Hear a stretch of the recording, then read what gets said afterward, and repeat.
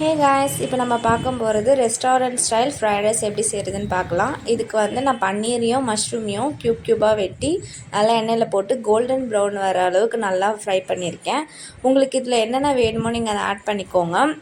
பாருங்கள் எவ்வளோ கிறிஸ்பியாக இருக்குது. இப்போ இதை வந்து ஃப்ரை பண்ணதை நம்ம தனியாக எடுத்து வச்சிடலாம். இதுக்கப்புறம் ஒரு கடாய் எடுத்துகிட்டு அதில் எண்ணெய் ஊற்றிக்கோங்க. எண்ணெய் ஊற்றிட்டு ஆனியன்ஸை வந்து மெலிசாக நீட்டாக அரிஞ்சு வச்சுக்கோங்க. இதோட நான் வந்து பச்சை மிளகாவையும் ஆட் பண்ணியிருக்கேன்.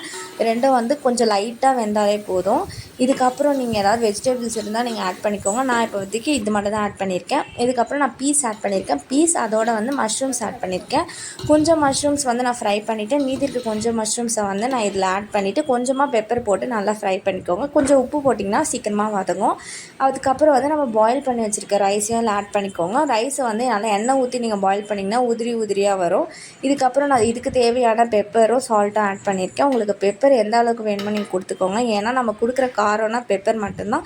கொஞ்சம் சில்லி சாஸ் போட்டிருக்கோம், அவ்வளோதான். நம்ம சில்லி சாஸ், சோயா சாஸ் எதுவுமே நம்ம இதில் ஆட் பண்ணல. இதுக்கப்புறம் நம்ம வந்து ஃப்ரை பண்ணி வச்சுருக்க பன்னீர் அண்ட் மஷ்ரூமையும் ஆட் பண்ணிக்கிறோம். ஆட் பண்ணிவிட்டு நல்லா நீங்கள் சிம்மில் வச்சுட்டு நல்லா நீங்கள் கலரி விடுங்க. கலரி விடும் போது சாப்பாடை உடைக்காமல் கலரி விடுங்க.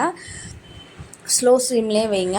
இது வந்து ரொம்ப ஹெல்த்துக்கு நல்லது. நீங்கள் இதில் வந்து சோயா சாஸ் எந்த ஒரு சாஸுமே யூஸ் பண்ணல, வெறும் பெப்பர் மட்டும் தான் நீங்கள் போடுறீங்க.